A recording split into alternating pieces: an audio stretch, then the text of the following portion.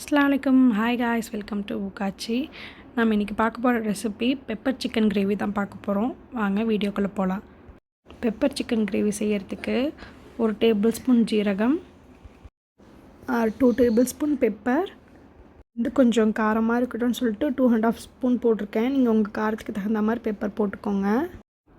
சோம்பு 1 table spoon, காஞ்ச மிளகா 2 போட்டிருக்கேன், 2 ஏலக்காய், 2 கிராம்பு, 2 சின்ன துண்டு பட்டை, இது எல்லாத்தையும் சேர்த்து போட்டு வறுத்துக்கலாம். என்கிட்ட முழு மல்லி இல்லாதனால நான் மல்லித்தூள் போட்டுக்கலான்னு சொல்லிவிட்டு இது மட்டும் நான் எல்லாத்தையும் அரோமா வர வரைக்கும் வறுத்து எடுத்துக்கிறேன். எல்லாத்தையும் வறுத்தாச்சு. இப்போ மிக்ஸி ஜாரில் மாற்றி இதை அரைச்சி எடுத்துக்கலாம்.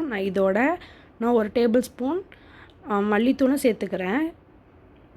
இது ஒரு ஃபைனாக நல்லா பவுடராக அரைச்சி எடுத்துகிட்டு வந்துடலாம்.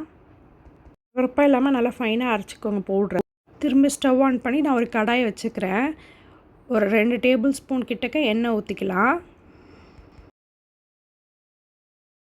ஏலக்காய், 2 கிராம்பு, சின்ன 2 பட்டை இதெல்லாம் சேர்த்ததுக்கப்புறம் ஒரு பெரிய வெங்காயமாக நான் கட் பண்ணி வச்சுருக்கேன், அதையும் ஆட் பண்ணிக்கலாம். லைட்டாக சின்ன ஒரு மிக்ஸ் கொடுத்ததுக்கப்புறம் இதில் 1 tablespoon ginger garlic paste add பண்ணிக்கலாம். கருவேப்பிலை போட்டுக்கலாம். எல்லாத்தையும் போட்டோன்னே ஒரு கிளறிட்டு அது கொஞ்சம் நேரம் அப்படியே வதங்கட்டும். லைட்டாக வதங்கினா போதும், ரொம்ப ப்ரௌன்லாம் வர வேண்டாம். வதங்கினதுக்கப்புறம் ஒரு பெரிய தக்காளியாக ஒன்று போட்டுக்கலாம். போட்டதுக்கப்புறம் 1/2 டேபிள் ஸ்பூன் கிட்ட நான் டர்மரிக் பவுடர் போட்டிருக்கேன். தக்காளி நல்லா வதங்கினதுக்கப்புறமா நான் 1 kg சிக்கன் எடுத்து வச்சுருக்கிறேன், அதையும் சேர்த்துக்கலாம்.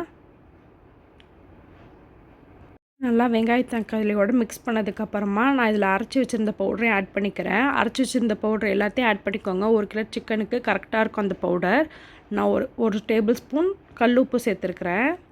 நான் 180 ml தண்ணி ஊற்றிருக்கிறேன். இதில் தண்ணி நிறைய ஊற்றிட வேண்டாம், ஏன்னா சிக்கன்லேருந்து வேறு தண்ணி விடும். அதனால் பார்த்துட்டு பத்தாட்டி கூட நம்ம அப்புறமா ஊற்றிக்கலாம்.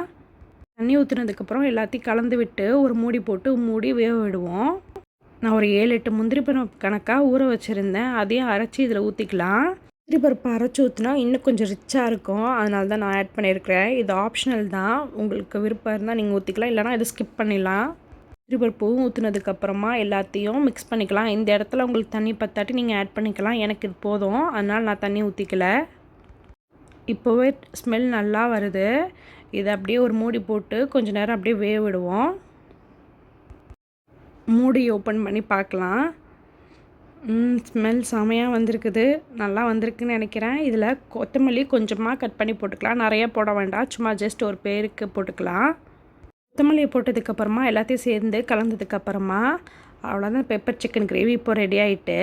பெப்பர் சிக்கன் கிரேவிக்கு சப்பாத்தி, இட்லி, தோசை, ரைஸ் கூட நம்ம சேர்ந்து கலந்து சாப்பிட்லாம். நம்ம செமையாக இருக்கும். இன்றைக்கி சப்பாத்தி கூட தான் சாப்பிட போகிறோம் நைட்டு டின்னருக்கு. வீடியோ பிடிச்சிருந்தா லைக் பண்ணுங்கள், ஷேர் பண்ணுங்கள், கமெண்ட் பண்ணுங்கள், மறக்காமல் சப்ஸ்கிரைப் பண்ணுங்கள். இன்ஷால்லா இன்னொரு வீடியோவில் பார்ப்போம். தேங்க்யூ. அஸ்ஸலாமு அலைக்கும்.